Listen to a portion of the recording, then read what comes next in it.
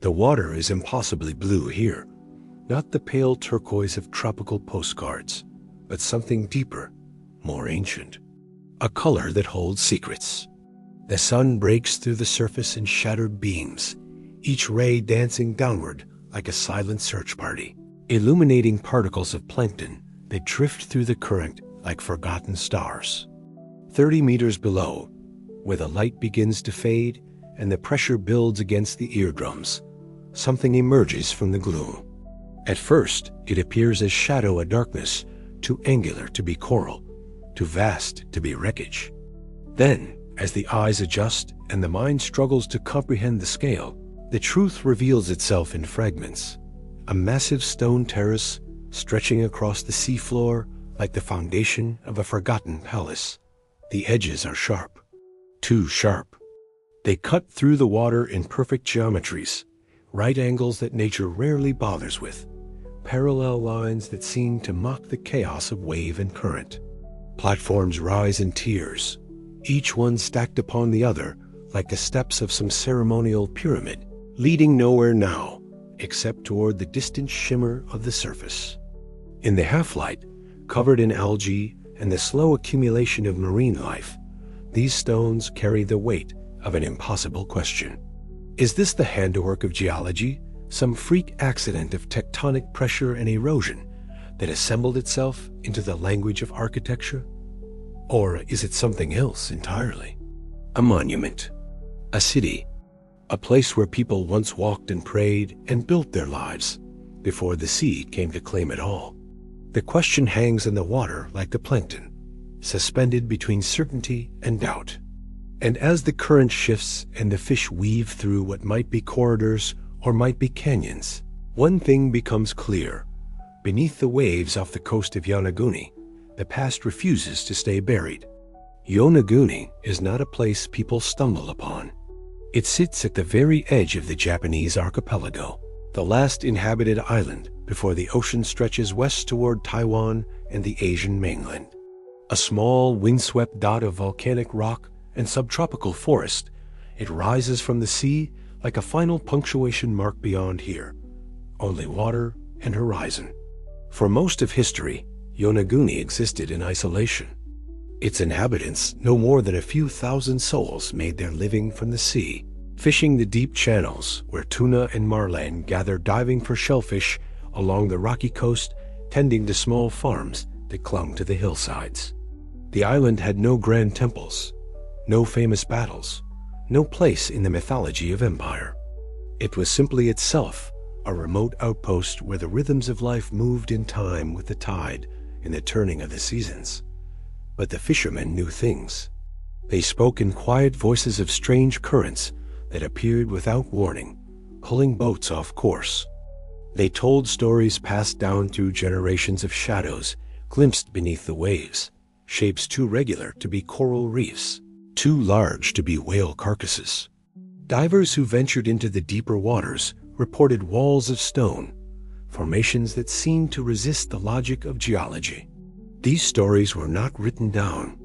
They existed only in memory and conversation, spoken over sake and the gutting of fish, dismissed by outsiders as superstition or exaggeration. The modern world paid no attention to Yonaguni. On maps, it appeared as a speck, if it appeared at all. Tourists preferred Okinawa's beaches and culture. Historians focused on Kyoto and Nara, and scientists found little of academic interest on this distant rock. Then, in the spring of 1986, everything changed. Not through excavation or satellite imaging or deliberate exploration, but by accident, the way so many great mysteries begin. A local diver, searching for something entirely different, descended into the blue and found himself face to face with what should not exist. The modern mystery of Yonaguni was born not from intention, but from chance. And once discovered, it could never be forgotten.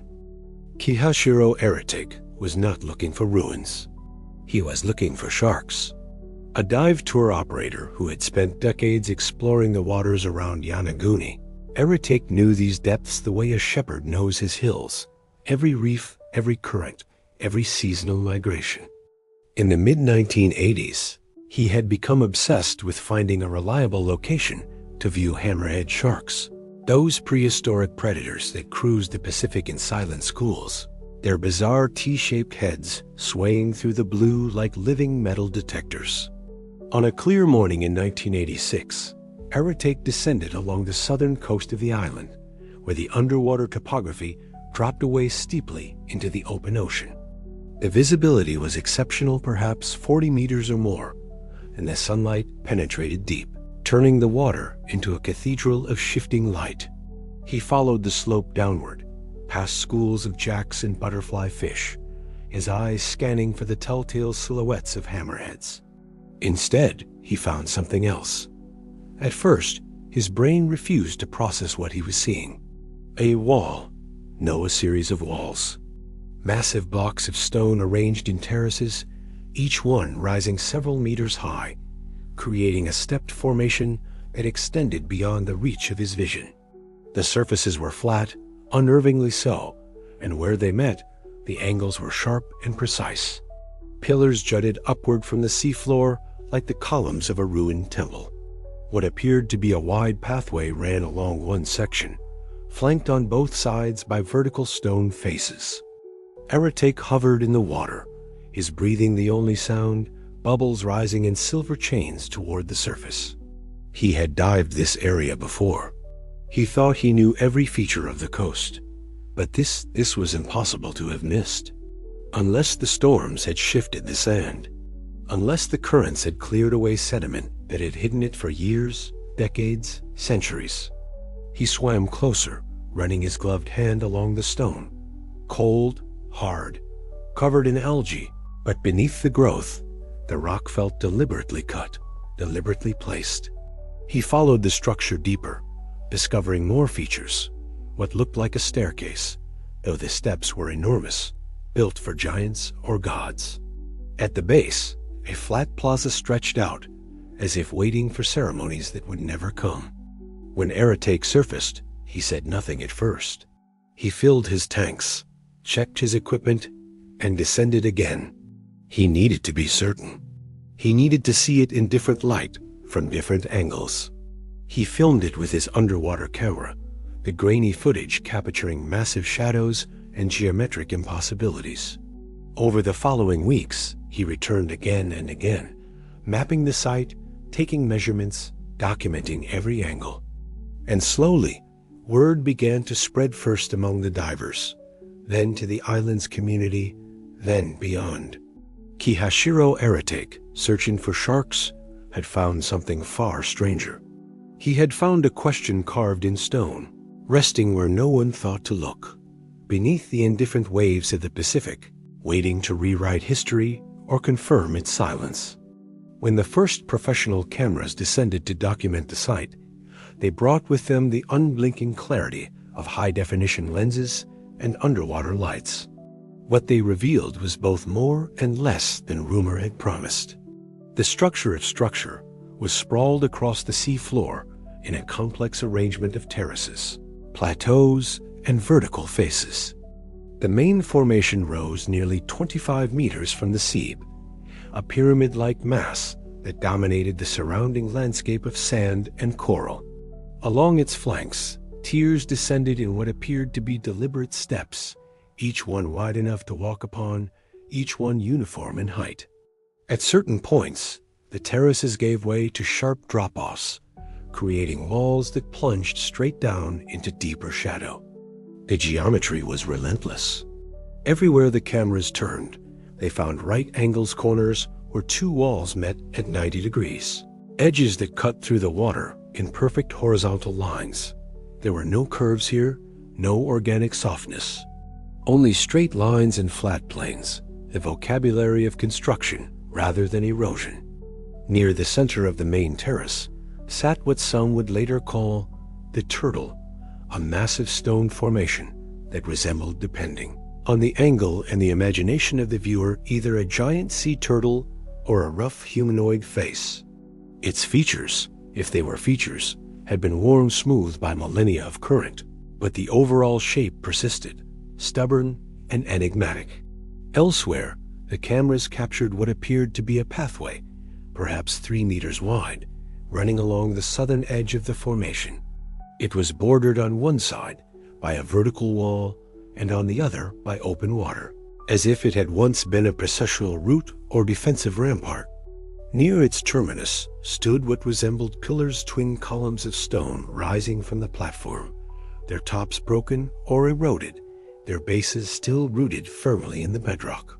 And then there were the anomalies that defied easy categorization.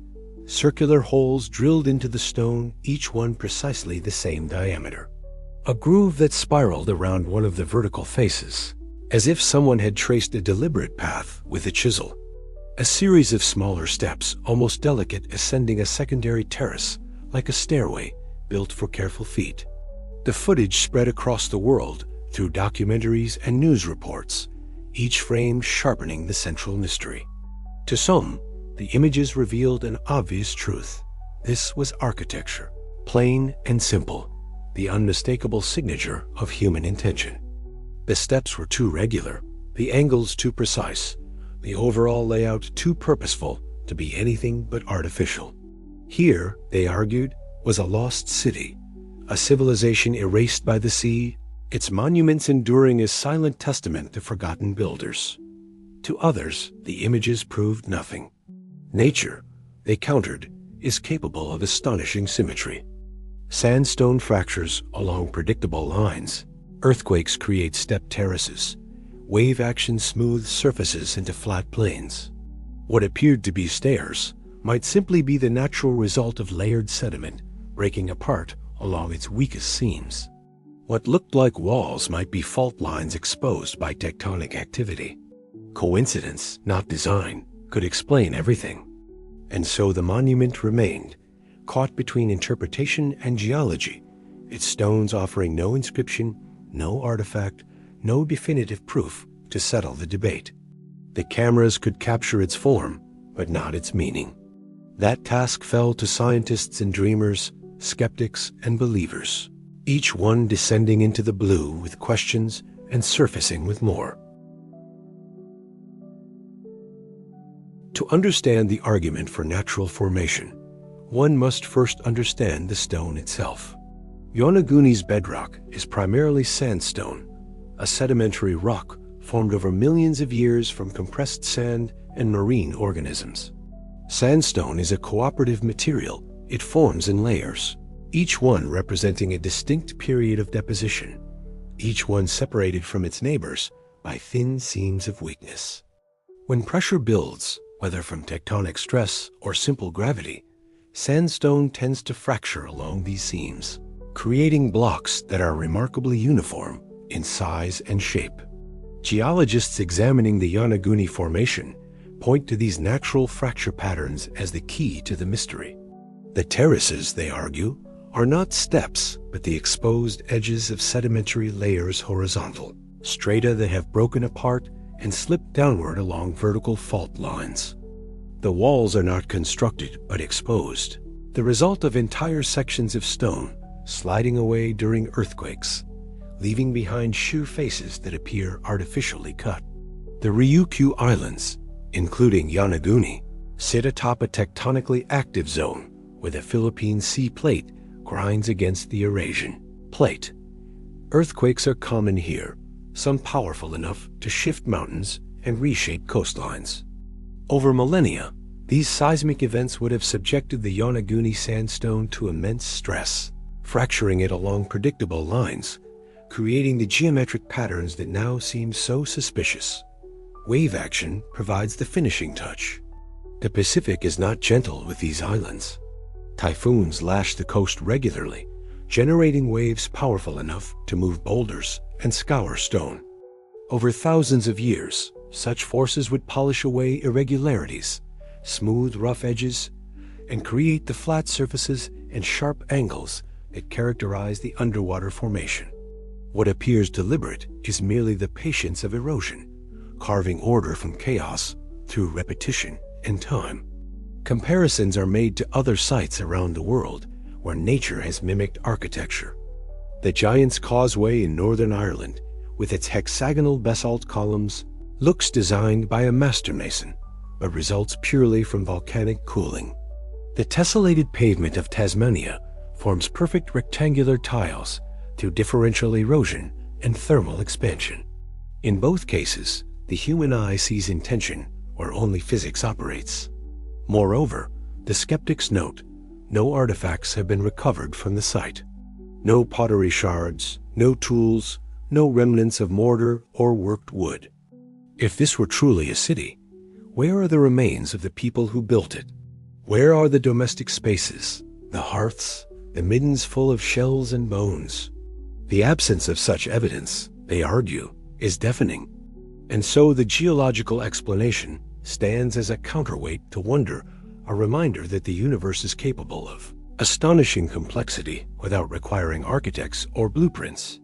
The laws of physics, given enough time and pressure, can sculpt monuments from formless stone, can write the language of construction in the vocabulary of tectonics and tide.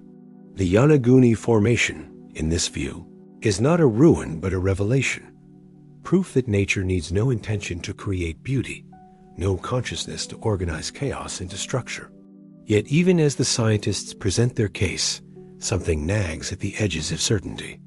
Because while geology can explain individual features of terrace here, a wall there, it struggles to account for the site's overall coherence, the way disparate elements seem to relate to one another across space.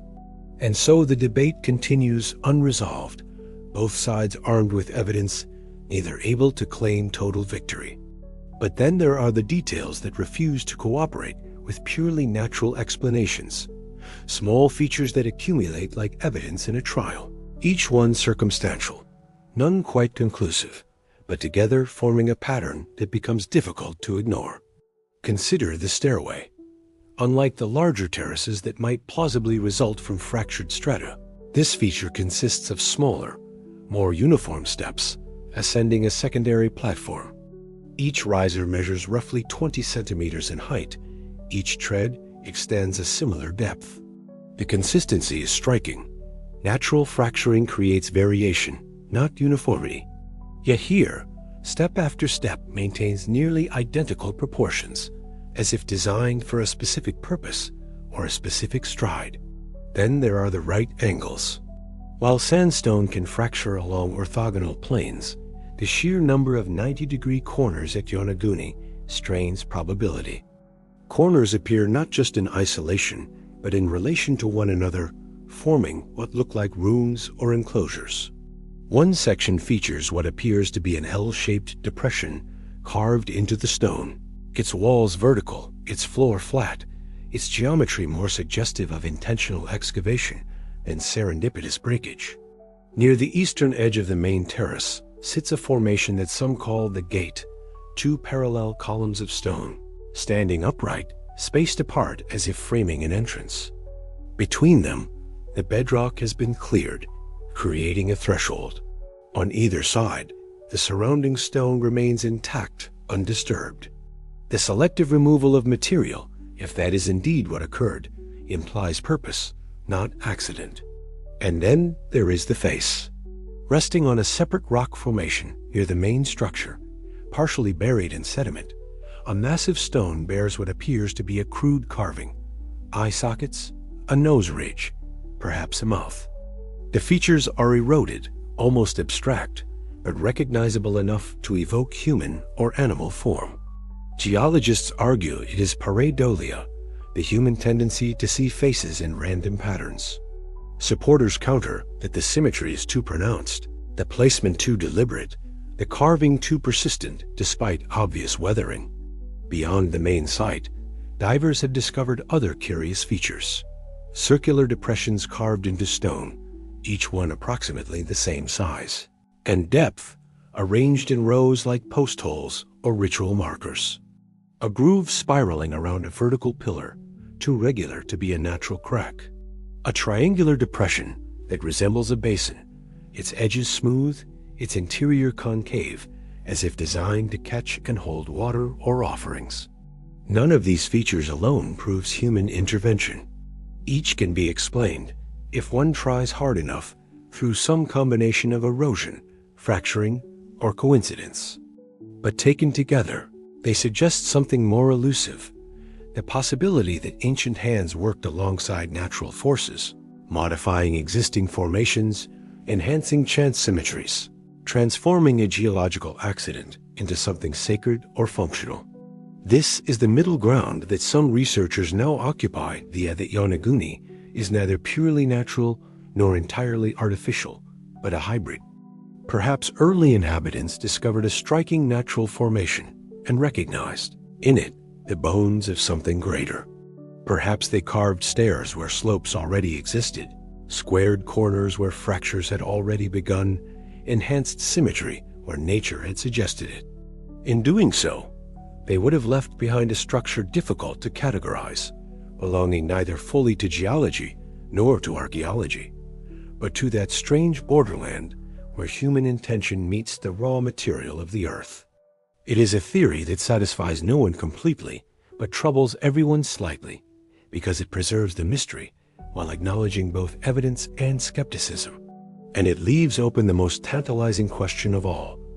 If human hands did touch these stones, who were the architects, and when did they walk here before the rising sea erased their world? There is a particular quality to time underwater that defies easy description. On land, time announces itself through movement, wind and leaves, clouds across sky, the lengthening of shadows. But beneath the surface, in the realm of current and pressure, time becomes something else. It slows. It thickens. It wraps around objects like a living thing, patient and insistent, wearing away identity one molecule at a time. The sea does not destroy with violence, though it can. Mostly, it destroys through persistence. A wave strikes stone once, and nothing happens. The wave strikes again and again, 1 billion times, and the stone begins to forget its shape. Corners round, surfaces smooth. The urgent edges that once defined form give way to curves and hollows, the language of geology replacing the language of design. This is how the ocean keeps its secrets, not through concealment, but through transformation. What it touches, it changes. What it holds, it rewrites. And so any object resting beneath the waves for millennia becomes a palimpsest, its original text obscured by layers of new script written by current and chemistry and the slow accumulation of marine life. If Yonaguni is a ruin, then it has been edited by the greatest author of all, the Pacific Ocean itself, rewriting the story day by day, sentence by sentence, until the original meaning becomes almost impossible to recover. And if it is a natural formation, then it has been sculpted by that same author into something that mimics meaning, that suggests purpose, that tricks the human eye into seeing narrative where none exists. The irony is this: the very qualities that make Yonaguni fascinating, its sharp edges, its flat surfaces, its geometric precision, are the qualities most vulnerable to the sea's patient revision. With each passing year, those features soften further, become more ambiguous, retreat deeper into the realm of interpretation. In another 1,000 years, perhaps even the most fervent believers would struggle to see architecture in what remains. In 10,000 years, it may be erased entirely, ground down to formless bedrock, the question finally answered by being rendered irrelevant. And so there is urgency embedded in this mystery, not just the intellectual urgency of wanting to know, but the temporal urgency of a story being erased even as we try to read it. The sea is indifferent to human curiosity. It does not preserve for posterity or withhold for suspense. It simply continues its work, the same work it has done for eons, shaping stone according to laws that care nothing for history or archaeology or the dreams of lost civilizations. Divers who spend time at the site often speak of this feeling, the sense of being in a place that exists between states, neither fully present nor fully past, but caught in some slow dissolution that makes every visit provisional, every photograph a moment already slipping away. The stones are still there, yes, but they are less themselves than they were yesterday, more like their future selves than their past ones. The monument, if it is a monument, is disappearing into the noise of geology, becoming part of the planet's skin rather than something carved upon it. This is the voice of the sea, not a message, but a murmur, not an answer, but a gradual question mark dissolving into foam. And standing on the shore of Yonaguni, or hovering weightless above the submerged terraces, one feels that voice in the bones feels the impossible. Weight of time passing feels the fragility of all human making in the face of forces that measure existence, not in lifetimes, but in epochs. The mystery of Yonaguni is not just asterisk what asterisk it is, but asterisk how long asterisk it can remain mysterious before the sea reclaims even the question itself. Long before emperors ruled from Kyoto, before rice paddies terraced the hills, before the first Chinese characters reached these islands, Japan was inhabited by people who left no written records, no dynastic chronicles, no carefully maintained genealogies. They are known to us only by the name archaeologists gave them, the Jōmon, a term meaning cord-marked, referring to the distinctive rope patterns they pressed into clay vessels. The Jōmon period spans an almost incomprehensible stretch of time from roughly 14,000 BCE to 300 BCE, making it one of the longest continuous cultural traditions known to archaeology. For more than 10 millennia, these people inhabited the Japanese archipelago, living primarily as hunter-gatherers, fishing the rich coastal waters, hunting deer and wild boar in the forests, gathering nuts and tubers that grew in seasonal abundance. But to call them primitive would be to fundamentally misunderstand what they achieved. The Jōmon created pottery of astonishing sophistication vessels, adorned with flame-like rims and intricate spiral designs, storage jars and ceremonial objects that speak of both practical skill and aesthetic ambition. They carved figurines from clay and stone, the famous asterisk, dogger asterisk, mysterious humanoid forms with elaborate surface patterns, exaggerated features, and poses suggesting ritual significance. Some resemble pregnant women, others aliens or spirits, their meaning now lost, but their presence undeniable. They built settlements that endured for centuries, pit houses arranged in circles around central plazas, speaking of communal organization and shared identity. They crafted jewelry from jade and shells, fashioned tools from obsidian traded across vast distances, demonstrated knowledge of seasonal cycles and resource management that allowed their culture to persist while others rose and fell. And they made monuments, smaller than Stonehenge or the pyramids, perhaps, but monuments nonetheless, stone circles and standing stones, cairns and burial mounds that required coordinated labor and suggested cosmological beliefs. In Akita Prefecture, the Ju stone circles stand as testimony to Jōmon astronomical knowledge and communal ritual. These are not the works of scattered tribes, but of a culture capable of long-term planning, symbolic thought, and collective action. So when the question is asked, could the Jōmon have built something at Yonaguni? The answer is not an immediate no. They had the organizational capacity. They had the stone-working skills, evidenced in their tools and monuments. They had millennia to develop techniques and pass knowledge through generations. What they perhaps lacked was scale. Their known stone works are modest, nothing approaching the mass of the underwater formation. But here is where the timeline becomes critical. The Jōmon period began at the end of the last ice age, when glaciers retreated and sea levels began their catastrophic rise. For thousands of years, the landscape they inhabited was vastly larger than modern Japan. Coastlines extended far beyond their current boundaries. Islands were connected by land bridges. Entire regions that now lie beneath the Pacific were once hills and valleys and river plains where people lived and built. What if the Jōmon's greatest monuments were not built in the mountains, where they would survive, but along the coast, where they served as markers, ports, ceremonial centers? What if the rising sea claimed not just land but legacy, erasing the most ambitious works of a culture that thrived for 10,000 years? There is no proof. No Jōmon pottery has been found at Yonaguni.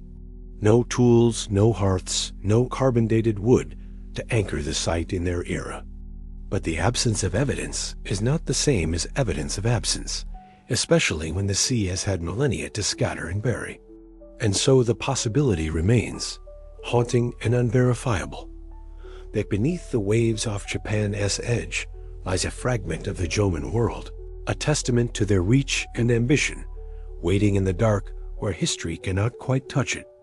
To understand what was lost, one must imagine the world as it was 12,000 years ago, at the height of the last ice age. Glaciers miles thick buried northern Europe and North America. So much water was locked in ice that sea levels worldwide dropped by more than 100 meters, 300 feet of coastline laid bare. Entire continental shelves exposed to sun and air. The map of the world was unrecognizable. England and France were joined by grassy plains. Indonesia's islands formed a continuous landmass called Sundaland. Australia and New Guinea were one.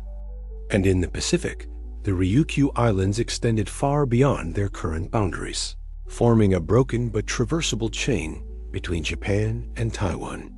Yonaguni was not an isolated speck in this world. It was a hilltop on a much larger landscape, connected to Iriomo, Ishigaki, and the Western Islands by valleys and river systems now drowned beneath the waves. People could have walked from Okinawa to Taiwan during certain periods, following coastlines rich with shellfish and seabirds, fording shallow rivers, hunting game in forests that have since become coral reefs. Then the ice melted. It did not happen overnight, but in geological terms, it happened with terrifying speed. Over the course of several thousand years, global temperatures rose, glaciers collapsed, and the oceans surged upward. In some regions, the advance was measured in meters per century. In others, particularly low-lying coastal areas, entire landscapes vanished within generations. Rivers drowned, becoming bays. Hills became islands. Settlements, if any existed near the shore, would have been swallowed systematically, their inhabitants forced to retreat inland again and again as the sea pursued them up the slopes. By 6000 BCE, the coastlines had roughly stabilized at their current levels, the great flooding largely complete. But the cost was staggering. An estimated 20 million square kilometers of land, an area larger than Russia, now lies beneath the waves. And with it went any evidence of human activity that occurred there. This is the context in which Yonaguni must be understood. If the structure is artificial, if it dates to the end of the Ice Age, then it was not built on a remote island, but on an inhabited coastline, perhaps a significant one. The location makes sense in that scenario, a prominent point overlooking vital sea routes, a landmark visible from distance, a place where ceremonies might be held or defenses erected. And if it was built before the flooding began, its creators would have watched the seas advance with growing alarm. Generation after generation, the water crept higher. Beaches they had known as children became shallow straits in their old age. The harbor where their parents moored boats became a reef, then open sea. They might have tried to adapt, raising platforms, building walls, performing rituals to appease whatever gods they believed controlled the tides. But eventually, the sea would have won. The last inhabitants would have abandoned the site, retreating to higher ground, and the waves would have closed over their work, silent and final. The tragedy is that this story, if it happened, is replicated across the world. Countless coastal settlements, potentially sophisticated ones, lie beyond the reach of archaeology, their remains scattered across continental shelves or buried beneath meters of sediment. Occasionally, divers or sonar equipment stumble across anomalies' linear features, mounded structures, deposits of worked stone. But the cost and difficulty of underwater excavation means most such discoveries go uninvestigated, their mysteries preserved by depth and bureaucracy and lack of funding. Yonaguni may be rare not because it is unique, but because it happens to be accessible, resting in relatively shallow water off an inhabited island where divers regularly explore. How many similar sites lie deeper, further from land, beyond the range of sport divers and casual exploration? How many civilizations, if that word even applies, left their mark on coastlines that now rest under 100 meters of ocean? Unreachable, unknowable, their stories erased by the most patient predator of all, rising sea levels and the relentless passage of time. Yonaguni is not alone. Across the planet, beneath lakes and seas and oceans, structures sleep that challenge easy categorization formations that might be ruins or might be tricks of geology, each one fueling its own debates, its own hopes and dismissals. In the North Sea, where the waters are cold and gray and rarely calm, there once existed a land called Doggerland. It connected Britain to continental Europe, a vast plain crisscrossed by rivers and dotted with lagoons, home to herds of aurochs and red deer, and to the humans who hunted them. Fishing trawlers occasionally dredge up bones from this drowned world mammoth tusks, human tools, the antlers of giant elk. Sonar mapping has revealed river valleys and hill formations, the ghostly topography of a landscape lost to the sea around 6,500 BCE, when a massive underwater landslide, the Storegga Slide, triggered a tsunami and the final inundation. In India's Gulf of Cambay, sonar scans in 2001 detected geometric patterns on the seabed walls, grids, structures arranged with apparent intentionality. Artifacts dredged from the site included pottery shards and what appeared to be worked wood, some yielding carbon dates of 7,500 BCE or earlier.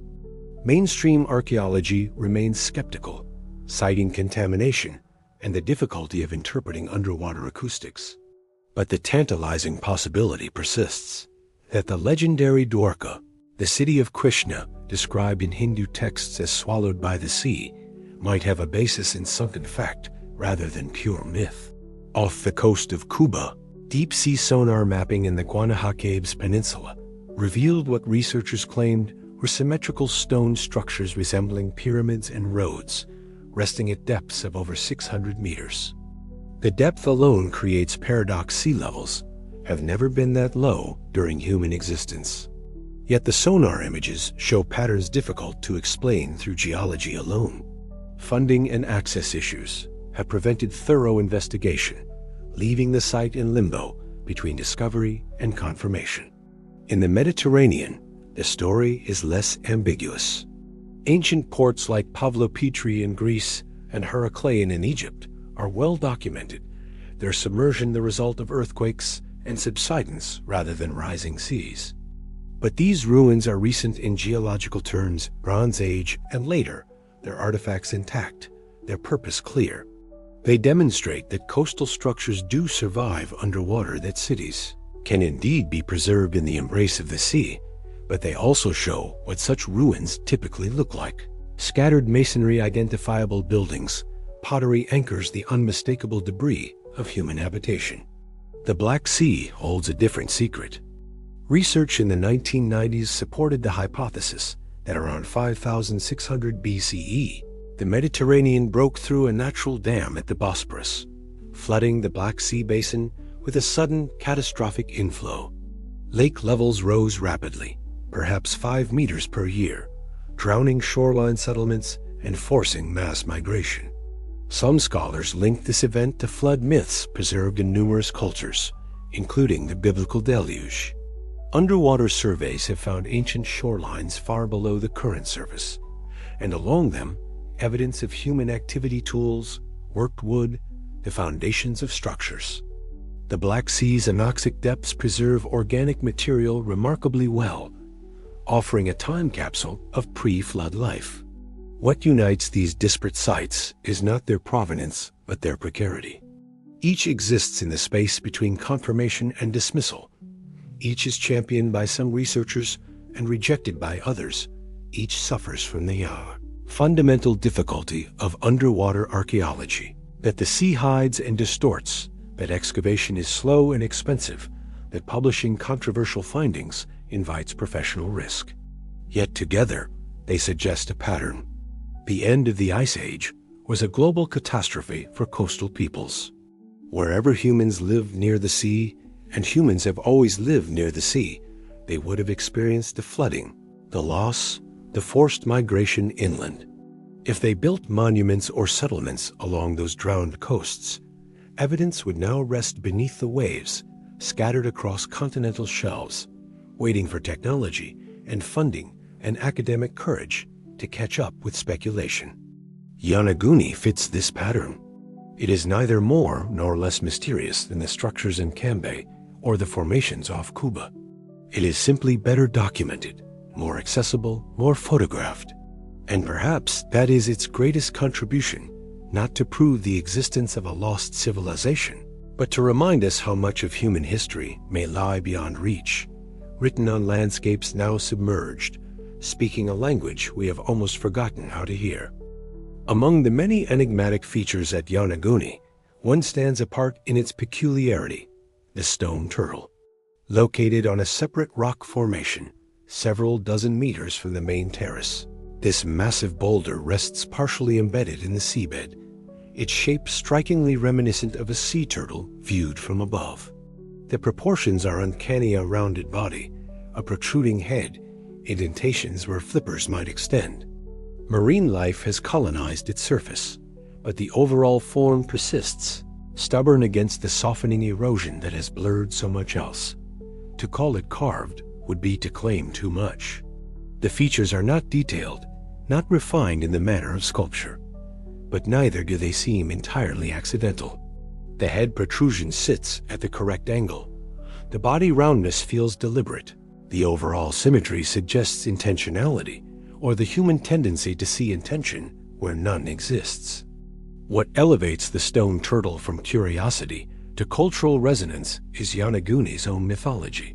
Long before the underwater formation was discovered, the island was known locally, the Island of the Turtle. Fishermen told stories of guardian turtles that protected the waters, spirits that dwelt in the deep and watched over those who ventured there. The connection between land and sea, between human and animal, was woven through local belief, passed down in stories that predated tourism, predated modernity, predated record-keeping.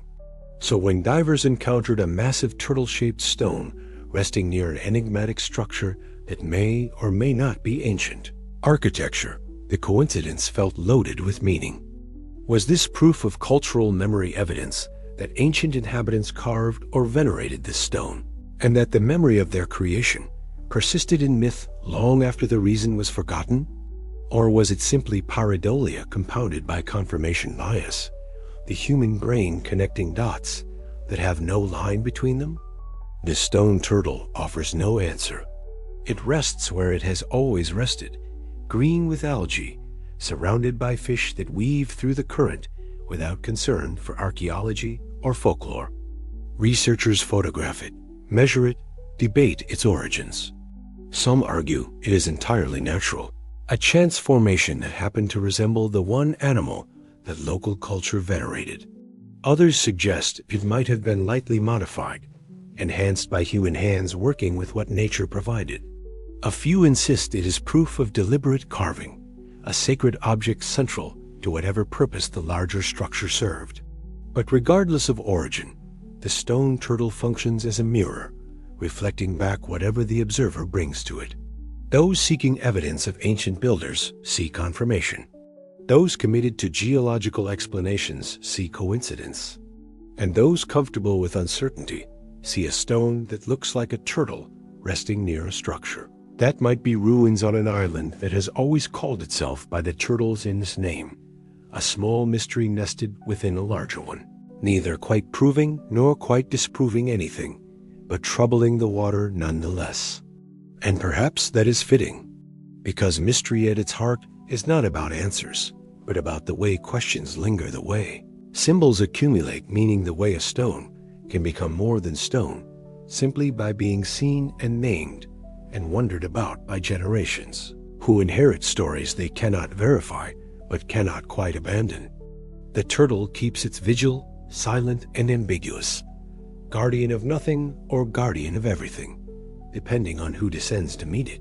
If the Yonaguni Monument has a champion, it is Masaki Kimura, a marine geologist who has spent decades studying the site, diving it hundreds of times, mapping every terrace and anomaly with the fervor of someone who believes he is documenting not theology, but history. Kimura is not a fringe figure. He served as a professor at the University of the Ryukyus, published widely in academic journals, built a career on rigorous marine research. His credentials lend weight to his claims, even as those claims put him at odds with much of the archaeological establishment.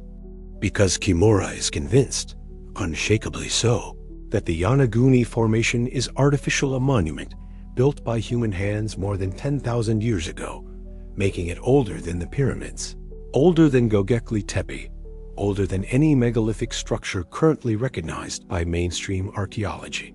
His evidence is exhaustive.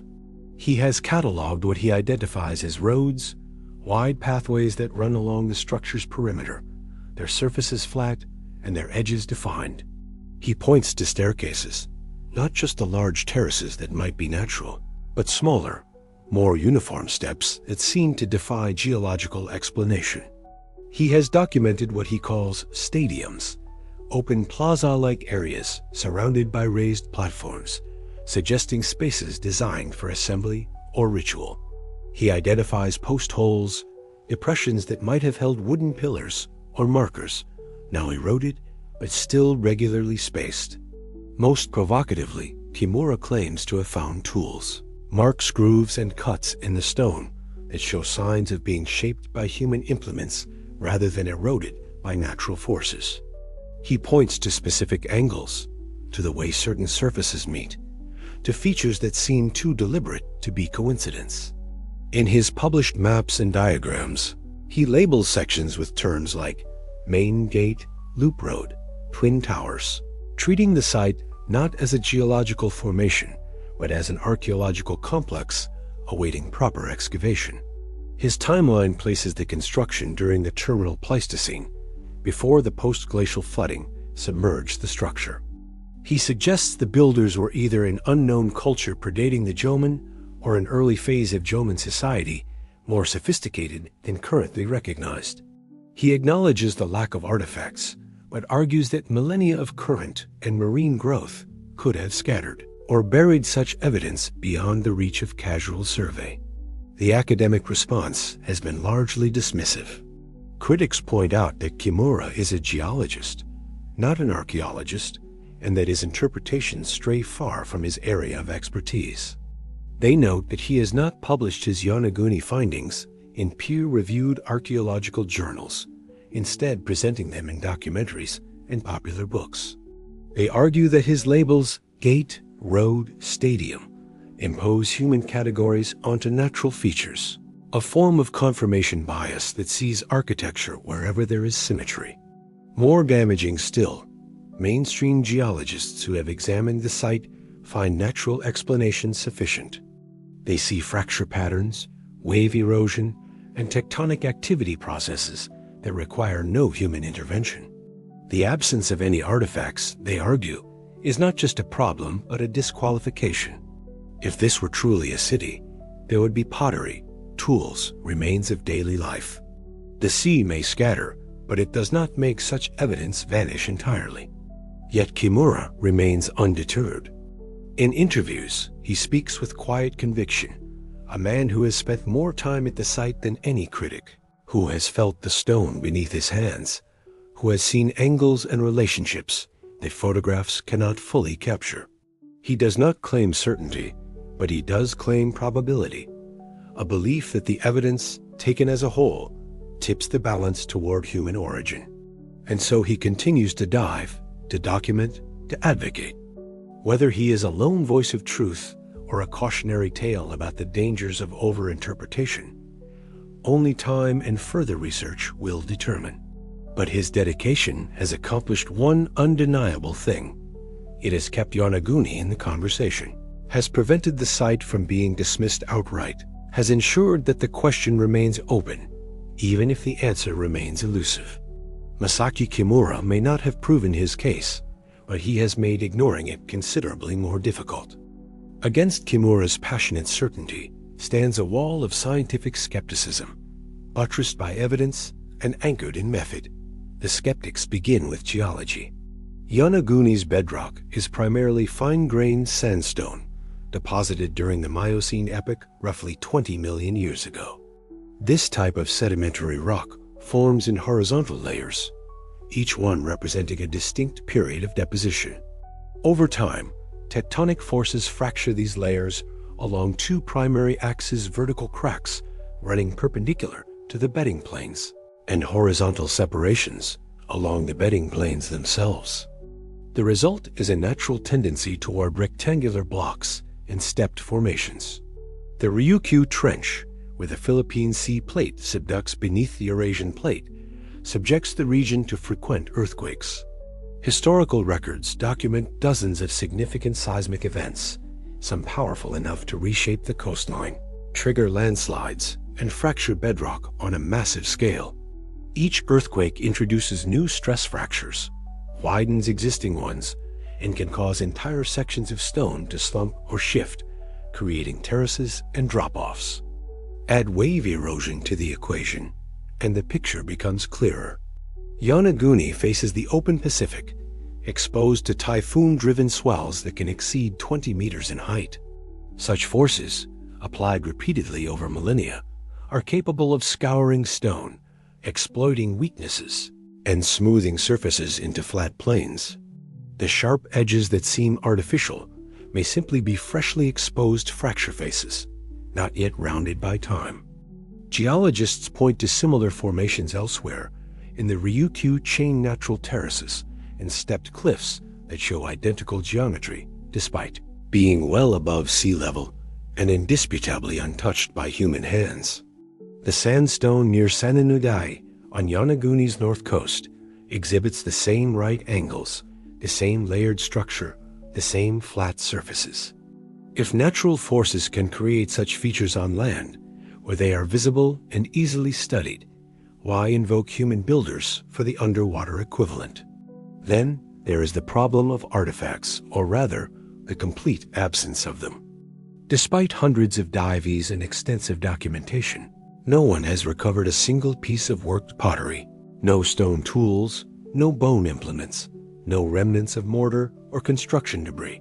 This is not a minor issue. If Yonaguni were truly a city or ceremonial center, the seabed should be littered with the detritus of occupation. Even if currents scattered such evidence, some trace should remain, especially in the sheltered areas behind walls and within supposed rooms. Comparisons to confirmed underwater ruins underscore this point. At Pavlopetri in Greece, divers found pottery, anchors, storage jars, and building materials scattered across the site. At Heraclean in Egypt, excavations recovered statues, inscriptions, coins, and countless domestic objects. These ruins look like ruins messy, artifact-rich, unmistakably human. Yonaguni looks like bedrock. The skeptics also note that advocates for artificial origin tend to rely on selective photography, choosing angles that emphasize geometry while ignoring the surrounding context of natural rock formations. When viewed in totality, they argue, the site loses its architectural coherence and reveals itself as part of a larger continuum of naturally fractured terrain. Finally, there is the matter of motive and capability. If the Jōmon built Yonaguni, why is there no comparable structure anywhere else in their extensive archaeological record? Why would they devote immense labor to building on a remote, exposed coastline rather than in more sheltered, resource-rich locations? And if a pre-Jōmon culture built it, where is any other evidence of their existence? One monument does not make a civilization. The skeptic's case is formidable. It requires no speculation about lost cultures, no revision of the archaeological timeline, no invocation of unknown technologies or erased histories. It offers a parsimonious explanation grounded in well-understood processes: tectonic fracturing, wave erosion, and the human tendency to see patterns and purpose in randomness. Yet even skeptics, when pressed, will sometimes admit a flicker of doubt. Because while individual features can be explained geologically, the overall impression lingers, the feeling that something here is not quite typical, not quite random. They may attribute that feeling to bias or wish fulfillment, but the feeling persists nonetheless, a quiet discomfort that no amount of diagrams and fracture analysis can entirely dispel. And in that small space between certainty and dismissal, the mystery endures, neither proven nor disproven, but stubbornly, maddeningly alive. Perhaps the truth resides not at the extremes, but in the middle ground, a place less satisfying than certainty, but more honest than insistence. There exists a third possibility, one that reconciles some of the geological evidence with some of the architectural anomalies, that Yonaguni is a natural formation enhanced by human modification. Not a city built from quarried blocks, but a striking geological feature recognized by ancient peoples and selectively worked to serve some purpose, practical, spiritual, or both. This hypothesis finds precedent in other ancient sites around the world. The rock-hewn churches of Lalibela in Ethiopia were not constructed but excavated, carved downward into volcanic tuff to create worship spaces from solid stone. The hypogeum of Cal Saflieni in Malta descends through multiple levels of underground chambers, all cut from limestone over millennia of careful work. Cappadocia's fairy chimneys in Turkey were hollowed out into dwellings and monasteries, the soft volcanic rock yielding to simple tools. In each case, builders did not fight geology, but collaborated with it, recognizing in natural formations the raw material for something greater. They carved where the stone was soft, reinforced where it was weak, enhanced symmetries where nature had suggested them. The result was architecture that feels organic, that blurs the line between made and found, that belongs as much to the earth as to human intention. Could Yonaguni follow a similar pattern? Could early inhabitants Jōmon or pre-Jōmon have discovered a natural terrace, formation fractured by earthquakes into something almost architectural, and decided to refine it? Perhaps they carved the smaller stairs where larger fractures already existed. Perhaps they squared off corners, smoothed surfaces, created the post holes and grooves that Kimura documents. Perhaps they added wooden structures, platforms, roofs, altars that have long since rotted away, leaving only the stone foundation ambiguous and open to interpretation. Such work would not require massive labor or sophisticated tools, just time, intention, and the recognition that this place, this particular arrangement of stone, was special. It might have served as a port marker, visible from boats approaching the coast.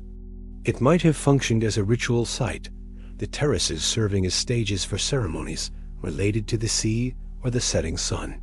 It might have been a boundary marker, claiming territory or defining sacred ground.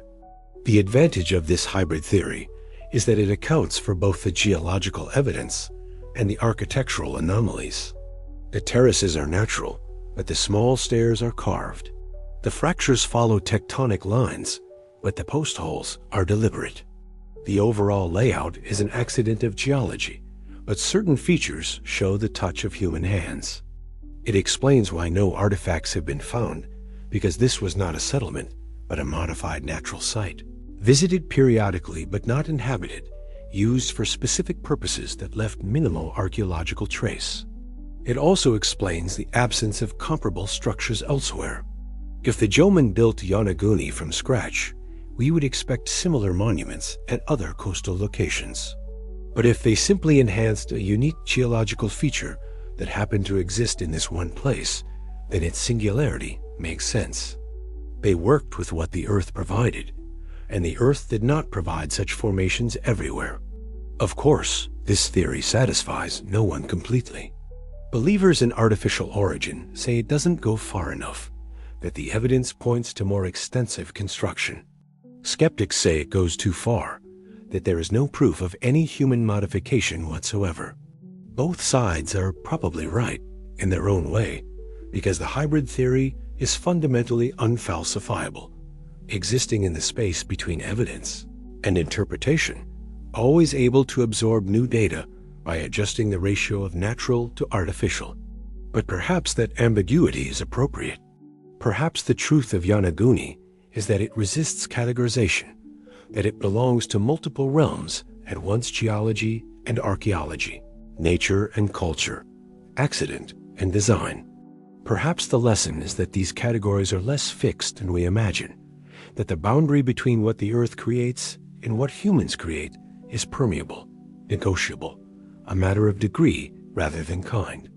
And so Yonaguni remains suspended between myth and geology, neither one nor the other, but something in between, a place where stone is more than stone, where form suggests meaning without quite confirming it, where the past touches the present through layers of water and time, and the mystery is not diminished by explanation, but deepened by it.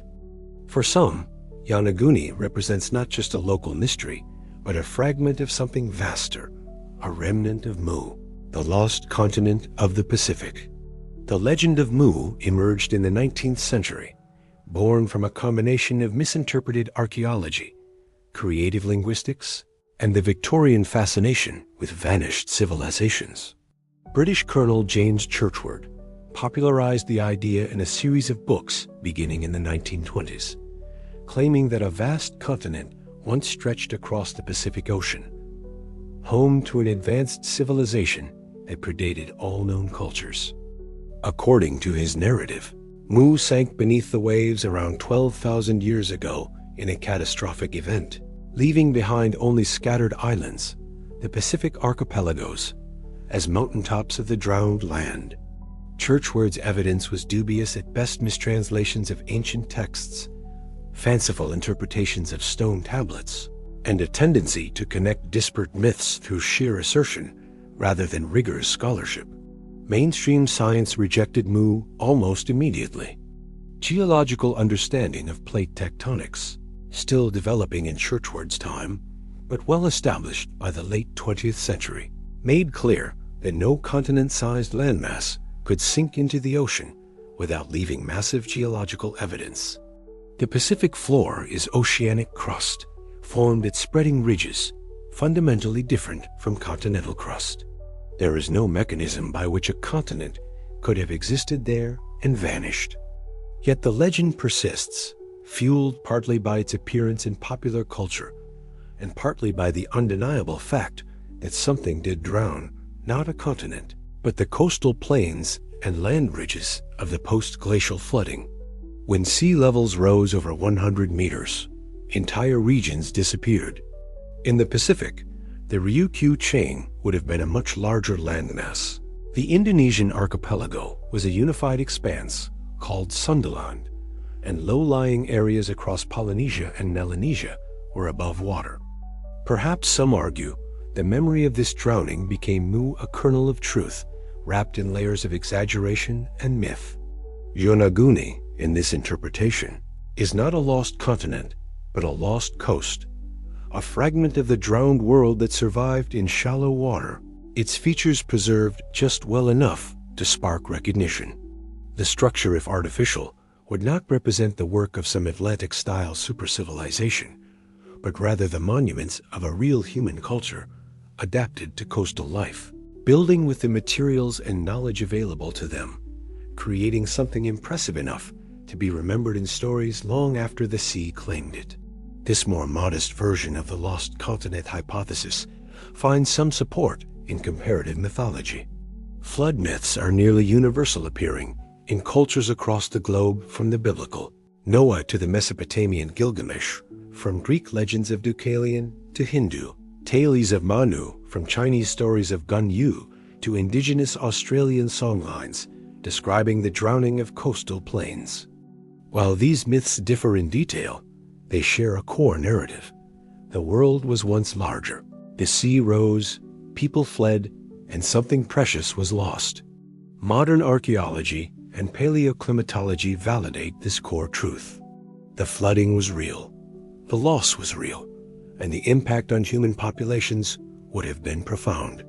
Entire generations would have witnessed the slow but relentless advance of the sea, forcing migration, disrupting trade routes, erasing settlements. If they had oral traditions, and all human societies do, then the memory of what was lost would have been passed down, evolving over millennia into myth. So perhaps Mu is not entirely fiction. Perhaps it is a distorted memory of the real drowning, the real loss, inflated by time and imagination into something grander. And perhaps Yonaguni is a tangible link to that memory, not proof of a lost continent, but proof that the continents we know once had different shapes, that human history extends further back along coastlines we can no longer reach, and that beneath the waves lie stories we have only begun to recover. The distinction matters. Church words Mu is fantasy, incompatible with geology and evidence. But a Mu reimagined as the drowned coasts of the post-glacial world is plausible, even probable. And if Yonaguni is a fragment of that world, a place where memory and stone intersect, then it deserves attention, not as a vindication of pseudoscience, but as a window into the real losses that shape the human story, the real civilizations that vanished not in a single cataclysm, but in the slow, patient rising of the tides. To fully grasp what may have been lost, one must understand the violence, however slow, of the world's transformation at the end of the last ice age. Around 20,000 years ago, the Earth reached its glacial maximum. Ice sheets 2 miles thick covered Canada, Scandinavia, and much of northern Eurasia. Global temperatures averaged 6 degrees Celsius colder than today. Deserts expanded, forests shrank, and the habitable zones for human populations contracted dramatically. And yet humans persisted, adapting with remarkable ingenuity to the harsh conditions, developing sophisticated toolkits, clothing, shelter, and social structures that allowed survival in some of the planet's most marginal environments. Then, around 15,000 years ago, the climate began to shift. The exact triggers remain debated: changes in Earth's orbital parameters, fluctuations in solar radiation, feedback loops involving ice albedo and ocean circulation. But the result was unambiguous: warming. Glaciers retreated, first slowly, then with increasing rapidity.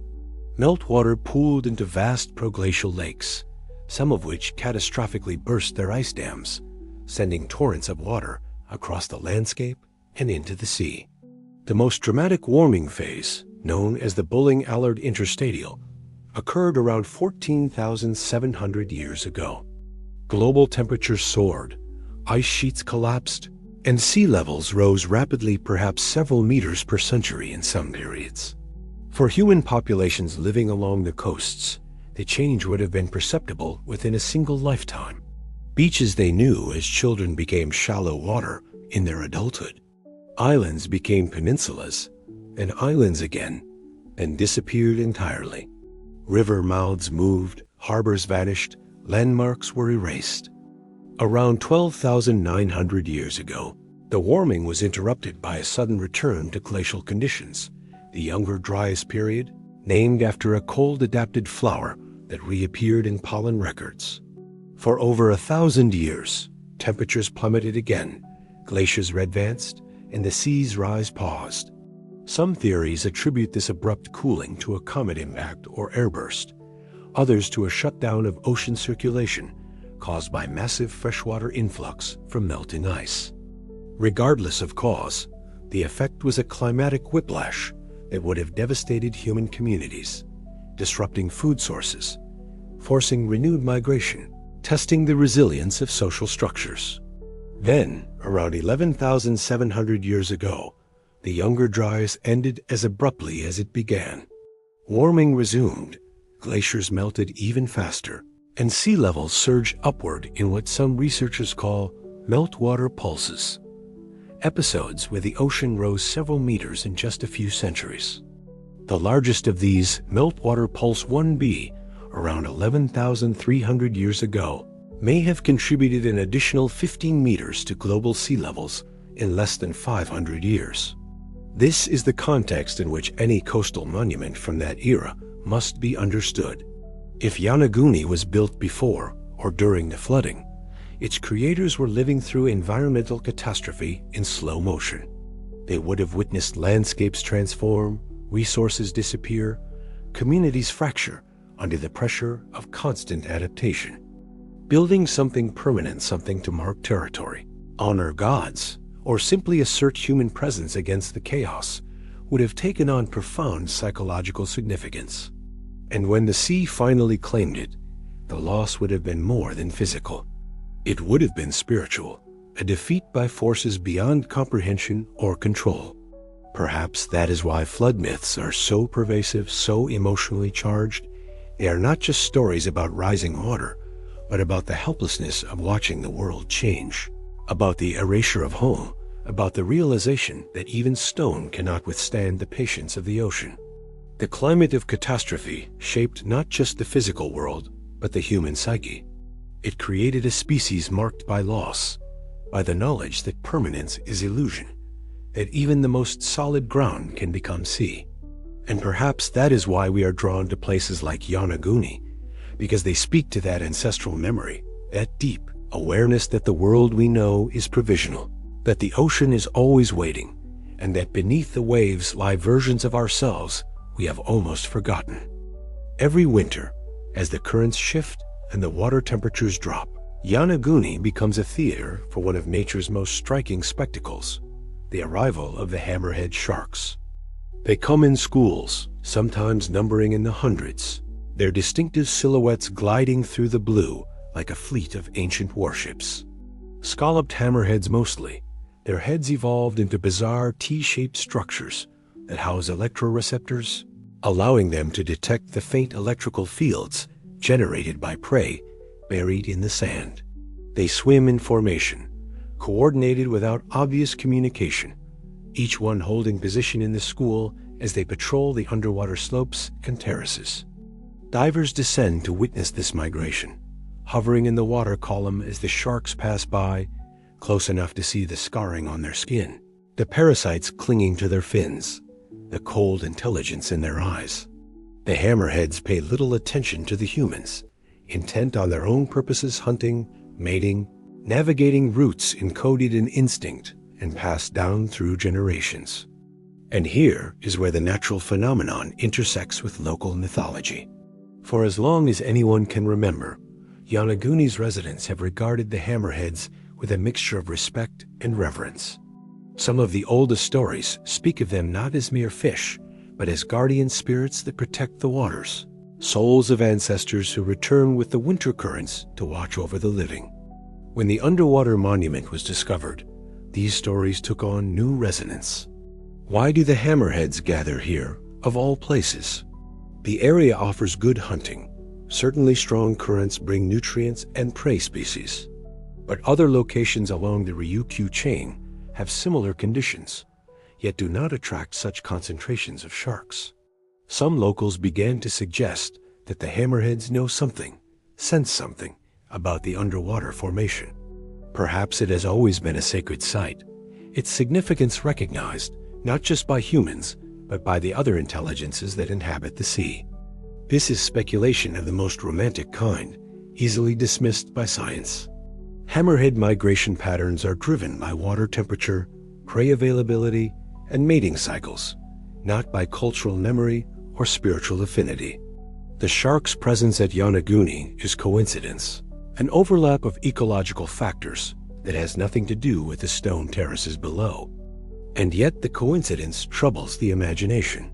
Because if the formation is artificial, if it served a ritual purpose for ancient peoples, then those people would have witnessed the shark's arrival every winter.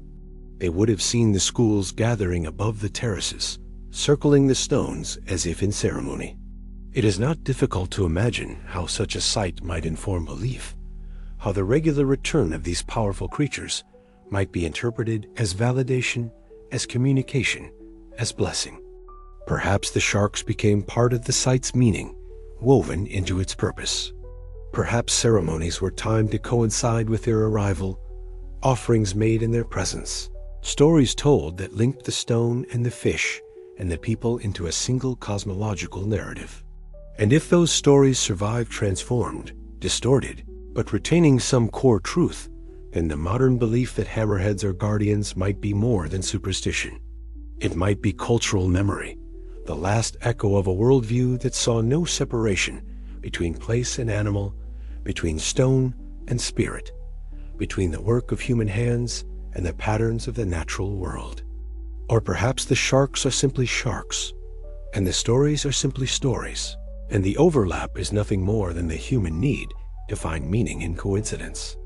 But standing on the shore in winter, watching the dark shapes pass beneath the surface, heading toward the formation that may or may not be ruins, it is hard not to feel that something lingers here, some connection between past and present, between the living and the drowned, between the creatures that endure and the mysteries they swim through, indifferent and eternal. Modern technology has added new dimensions to the mystery, though not necessarily new clarity. Sonar mapping conducted in the early 2000s extended the survey beyond the main formation, scanning the surrounding seabed for additional features. The results were both tantalizing and ambiguous.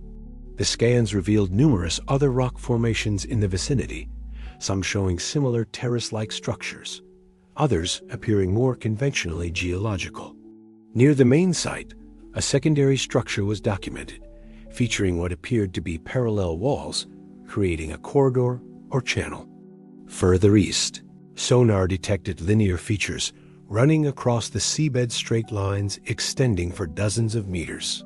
Too regular to be coral ridges, too persistent to be obvious artifacts of imaging errors. Advocates interpreted these as roads or walls, connections between separate structures, evidence of a larger complex.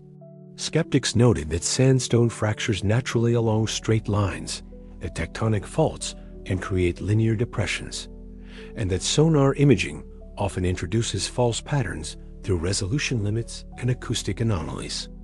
Photogrammetry has allowed for detailed 3D modeling of the main formation, creating digital reconstructions that can be examined from any angle, measured precisely, and analyzed for symmetries or patterns. These models have fueled both sides of the debate. Supporters point to the consistency of certain features, the repeated use of right angles, the parallel alignment of different terraces, the way certain elements seem to relate spatially in ways that suggest intentional layout. Detractors argue that selective mapping, focusing on the most geometric features while ignoring the irregular surrounding terrain, creates a false impression of overall coherence. The problem with underwater survey technology is that it reveals without interpreting. A sonar scan shows features but cannot determine their origin. A photograph captures form but not process. Even detailed measurements leave open the question of causation, whether the measurements reflect design or simply the mathematics inherent in fracturing sandstone. One of the more interesting findings from the expanded surveys is the presence of what appear to be additional terraced formations extending along the southern coast of Yonaguni, spaced at irregular intervals. If these are all natural, then the main formation is simply the most photogenic example of a common geological phenomenon in the area. If they are artificial, then the implications expand dramatically, suggesting not a single monument, but a network of sites, perhaps marking territorial boundaries or ritual spaces along a coastline that was once above water. Excavation would settle many questions, but underwater excavation at 30 meters depth is expensive, technically challenging, and requires permissions difficult to obtain. The site lies in Japanese territorial waters, subject to cultural heritage protections that, paradoxically, make investigation more difficult. Any attempt to excavate would need to demonstrate compelling evidence of artificiality beforehand, but that evidence is precisely what excavation would seek to uncover. The result is a bureaucratic deadlock, where the mystery persists partly because the tools to resolve it remain unused. So the map beneath the waves remains incomplete, a patchwork of sonar scans and photographic surveys, detailed in some areas and blank in others. It suggests more than it reveals, raises questions it cannot answer. And in that incompleteness lies both frustration and possibility frustration that the technology exists to know more, but is not deployed. Possibility that future surveys might uncover evidence that shifts the debate decisively. For now, the formation sits in its acoustic shadow, rendered in false color and grayscale, a digital ghost of stone waiting for someone to translate its features into definitive answers. The map exists, but the legend remains unwritten, and the territory it describes belongs as much to speculation as to science. There is a fundamental problem at the heart of the Yonaguni debate, one that extends beyond this single site to the entire question of how we read the past. Stone, unlike pottery or metalwork or organic materials, does not bear clear signatures of origin. It does not decay in ways that allow carbon dating. It does not carry stylistic markers that reveal cultural affiliation. It exists in a kind of temporal ambiguity, capable of looking ancient when it is recent, or natural when it is worked, or worked when it is natural. The language of stone is subtle, written in textures and angles and arrangements that can be interpreted multiple ways, depending on the assumptions one brings to the reading. A geologist sees fracture mechanics, stress patterns, the predictable behavior of sedimentary layers under tectonic forces. Every feature can be traced back to physics, to the way sandstone breaks, to the angles at which faults form, to the erosive power of water moving at speed. This is a language of process, of cause and effect, of deep time operating through immutable laws. It is a language that requires no consciousness, no intention, no story beyond the slow grinding of the planet's crust. An archaeologist sees something different or tries to. They look for tool marks, for evidence of shaping, for the kinds of modifications that human hands and human tools leave behind. They search for context, artifacts, hearths, middens, the detritus of occupation that should surround any structure made for human use. They seek patterns of behavior encoded in spatial arrangement, the logic of defense, of ceremony, of daily life. This is a language of culture, of choice and meaning, of time measured in generations rather than epochs. But what happens when stone is worked minimally, when ancient builders enhance rather than create, when the modifications are subtle enough to be indistinguishable from natural processes after millennia of erosion? What happens when artifacts are absent because the site was used rarely, or because organic materials have decayed, or because currents have scattered everything into irretrievable depths? What happens when both languages, geological and archaeological, can be spoken fluently about the same object, with neither quite silencing the other? Yonaguni exists in this liminal space. The stone speaks, but in two registers simultaneously, and no one has yet found the grammar that would allow us to hear only one voice. Perhaps that grammar does not exist. Perhaps the truth is that stone, especially stone shaped by both natural forces and the possibility of human hands, resists singular interpretation. It demands a kind of bilingual literacy, an ability to hold both explanations in mind without collapsing prematurely into certainty. This is uncomfortable territory for science, which values replicability and definitive conclusions. But it may be the most honest position available, because the past is not always readable, not always recoverable, not always willing to yield clear answers to clear questions. Sometimes the language of stone is a dialect of ambiguity, and the best we can do is acknowledge what remains uncertain while continuing to refine our ability to listen. Yonaguni will not be the last site to occupy this space. As sea levels continue to rise in the modern era, and as underwater survey technology improves, more formations will be discovered on continental shelves around the world. Some will be obviously natural, others obviously artificial. But many will fall between, will speak in that double register, will force us to confront the limits of our interpretive frameworks. Perhaps the lesson is humility, the recognition that the past keeps secrets not out of malice, but because stone is stone, because the sea rewrites everything. It touches, because time is the most patient. Editor crossing out meaning until only form remains beautiful and mute and open to 1,000 readings. None quite wrong and none quite right, all circling the truth like divers, circling a formation they can see but never quite touch. If the search for answers about Yonaguni's origins requires context, then the Jōmon culture provides the most obvious and most frustratingly ambiguous framework. On the main island of Yonaguni, far from the underwater formation, archaeologists have documented Jōmon site settlements, burial grounds, and surface scatters of pottery and tools. The inhabitants of this remote island were part of that larger cultural tradition that stretched across the Japanese archipelago for over 10,000 years. They fished these waters, hunted in the island's forests, crafted objects both utilitarian and ceremonial. They were here during the period when sea levels were rising, when the coastline was retreating, when the landscape was being redrawn by forces beyond their control or comprehension.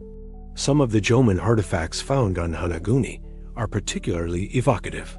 Stone tools with sharp edges, suitable for working wood or carving stone.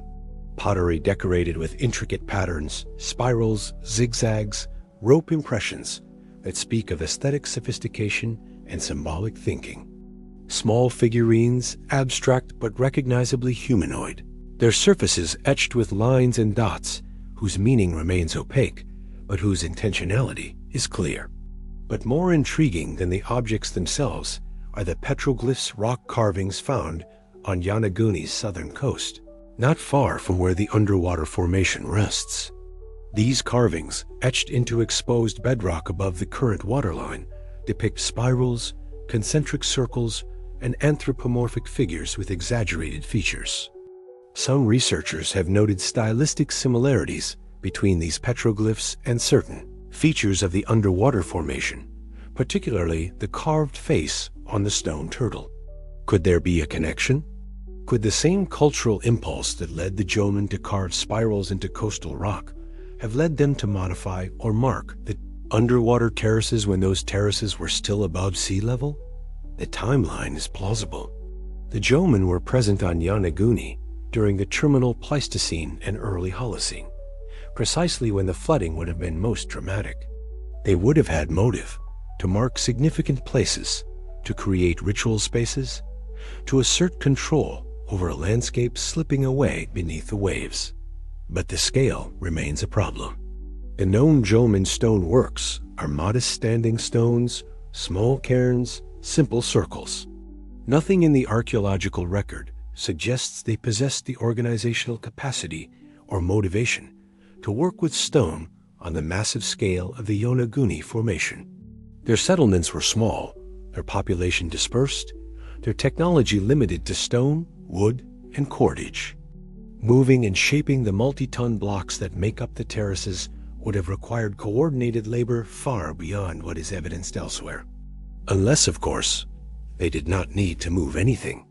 If the terraces were already there naturally fractured by tectonics, already approximating architecture, then the Jōmon would only need to enhance, to carve smaller features, to mark and claim rather than construct from scratch.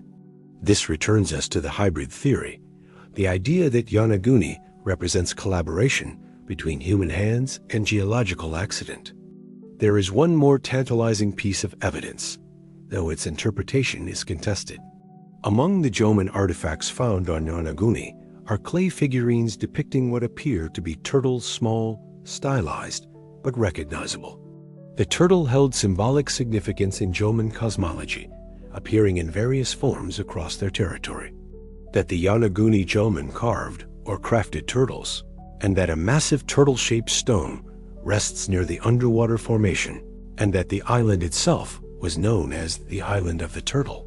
This layering of turtle imagery across time and medium suggests cultural continuity, a symbol preserved from ancient times to modern folklore. But symbols prove nothing about construction. They prove only that the place was significant, that it carried meaning across generations. Whether that meaning was attached to a natural wonder or a human-made monument remains, as always, uncertain. The Jōmon connection is seductive because it is plausible, because it grounds the mystery in known history rather than speculation about lost civilizations. But plausibility is not proof.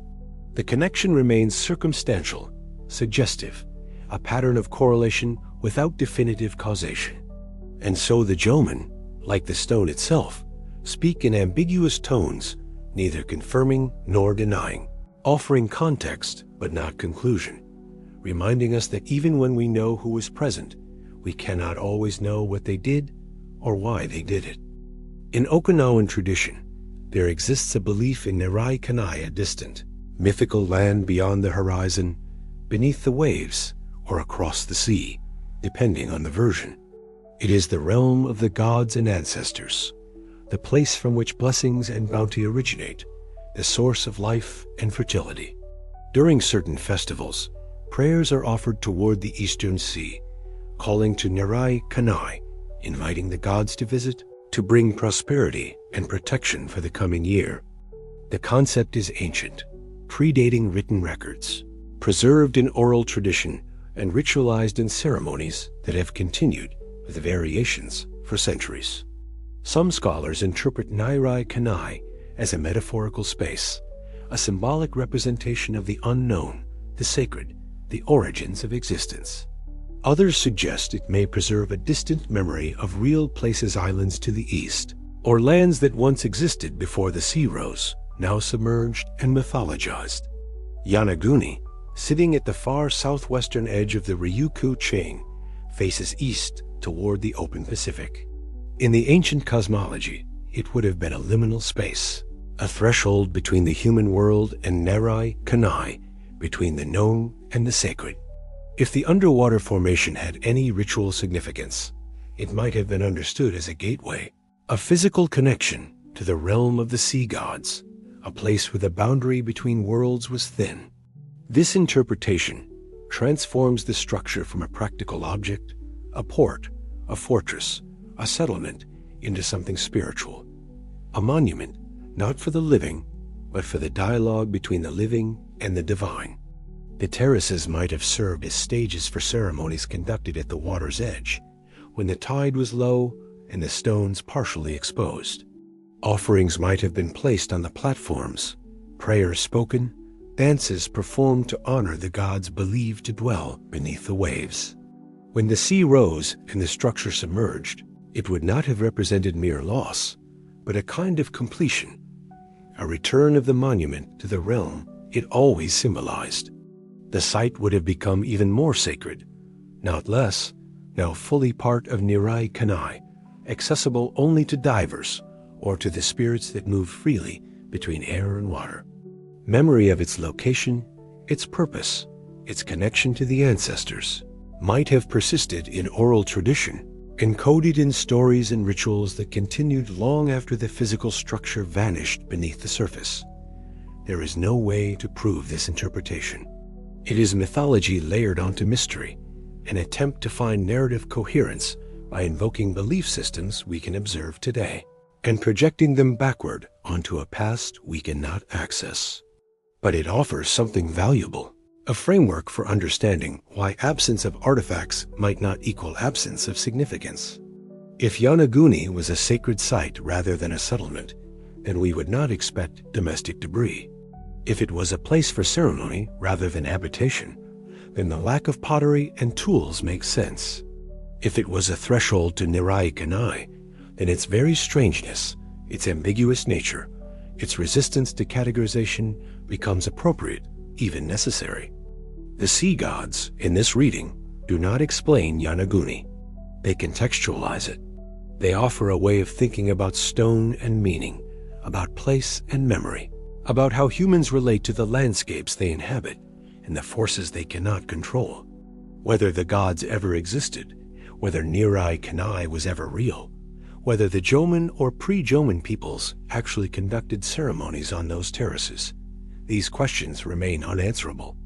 But the stories endure, as stories do, carrying fragments of truth wrapped in layers of time and transformation, waiting for interpretation that honors both their poetry and their ambiguity.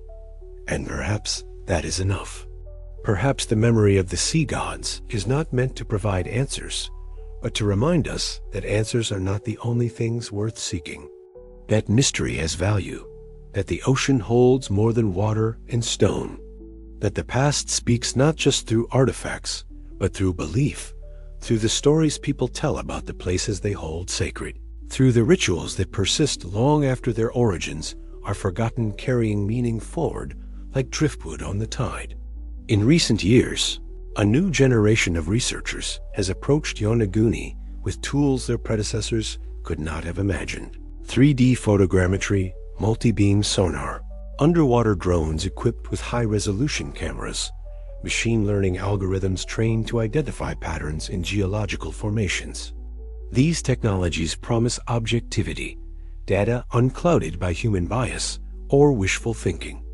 A computer analyzing fracture patterns does not care whether the result supports or refutes human construction. It simply processes information, identifies correlations, renders conclusions based on mathematical models rather than narrative preference. In theory, such tools should settle the debate, delivering a verdict grounded in empirical measurement rather than subjective interpretation. Yet the results remain ambiguous. Different algorithms, trained on different datasets, produce different assessments. Fracture analysis confirms that the terraces could be natural, but also indicates that certain features, particularly the smaller, more regular steps, fall outside the typical parameters of tectonic fracturing. Statistical analysis of angles finds an overrepresentation of 90-degree corners compared to random geological formations, but not to a degree that rules out chance. Computer models of erosion patterns suggest that wave action alone cannot account for all observed features, but neither can they prove human modification. The problem, it seems, is not the precision of the tools, but the nature of the question.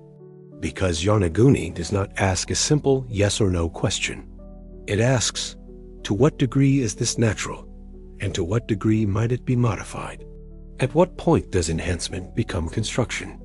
How do we weigh negative evidence, the absence of artifacts, against morphological anomalies? These are questions of threshold and interpretation, and no algorithm can answer them without human judgment about where to set those thresholds. And so science and imagination remain entwined, each dependent on the other. The scientist must imagine possibilities before designing experiments to test them. The dreamer must engage with data before speculating about meaning. Yonaguni demands both rigor and creativity, both skepticism and openness, both the discipline to reject unfounded claims and the courage to entertain uncomfortable possibilities. Perhaps this is as it should be. Perhaps the best mysteries are those that resist binary answers, that force us to hold multiple perspectives simultaneously, that remind us that knowledge is not a destination but a process. Yonaguni has been studied for decades, documented by some of the best technology available, analyzed by experts from multiple disciplines. And yet it remains unresolved, not because the researchers are incompetent or the tools inadequate, but because the structure itself, whether carved by hands or sculpted by earthquakes, exists in that rare space where evidence balances so precisely that certainty becomes impossible. There is frustration in this, certainly, but there is also beauty, the recognition that not everything can be known, that not every question has a clear answer, that the universe is more complex and strange than our categories can capture. Science, at its best, is not about eliminating mystery, but about refining it, about replacing vague wonder with precise questions, about transforming "I don't know" from an admission of defeat into an invitation for continued exploration.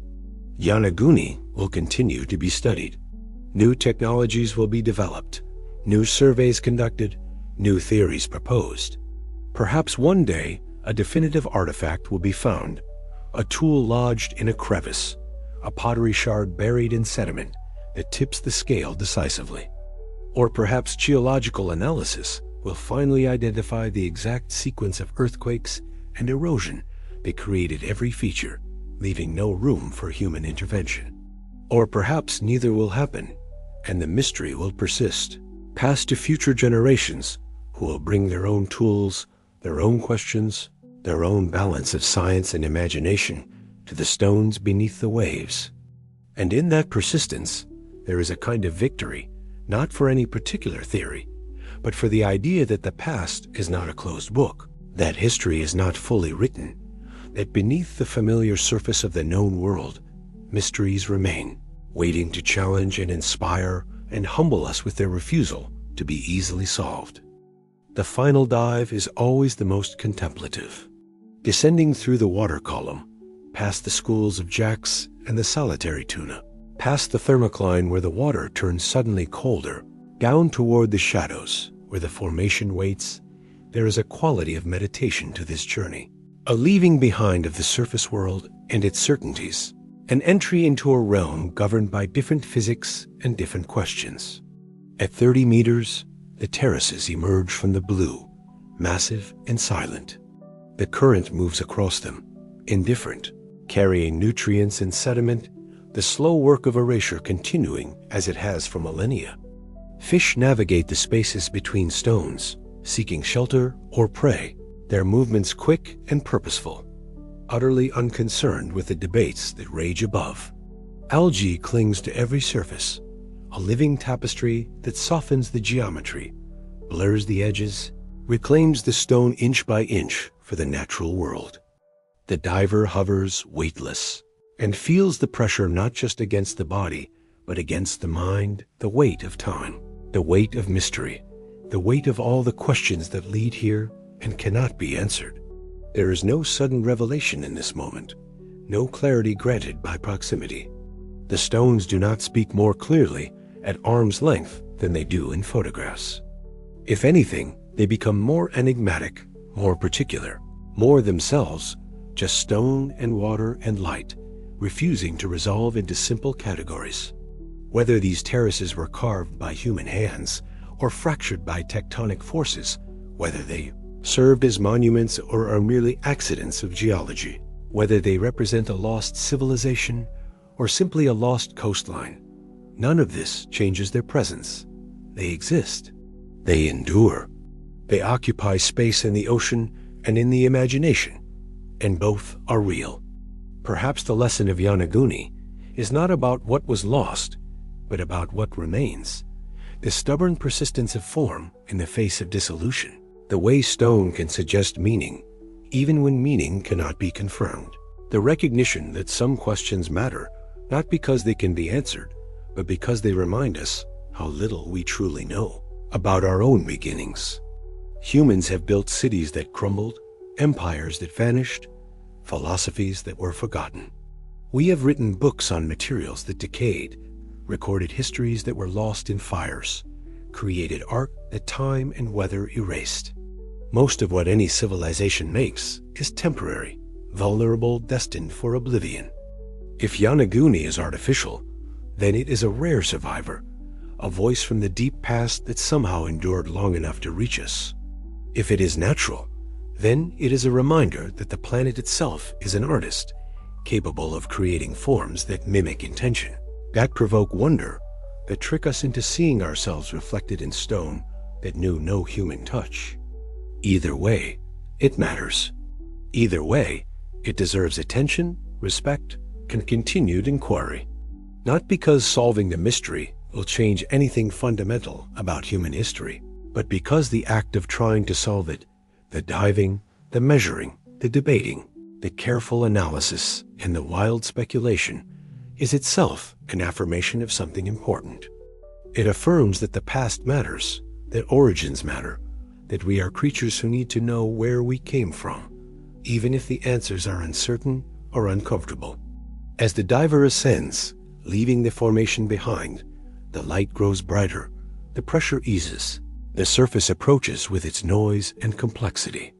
But the stones remain below, patient and ambiguous, waiting for the next visitor, the next theory, the next attempt to read their surfaces and discern their secrets. They have waited for millennia. They can wait longer. And so the story of Yonaguni does not end with an answer, but with a question that continues, carried forward by currents, both literal and metaphorical, by the water that flows across the terraces, and by the human curiosity that refuses to let mystery rest. It is a story told in stone and speculation, in data and dreams, in the space between what we can prove and what we can imagine. Somewhere off the coast of Japan, at the edge of the known world, a structure rests beneath the waves. It may be a monument. It may be geology. It may be something between. But it is there, undeniable and strange, a question carved in stone, offered to anyone willing to descend, to look, to wonder, and to accept that some mysteries are meant not to be solved, but to be preserved, treasured not for their answers, but for the way they keep us searching, keep us humble, keep us aware that the world is deeper and older and more enigmatic than we will ever fully comprehend. The water moves, the fish swim, the stones endure, and the mystery, like the tide, continues.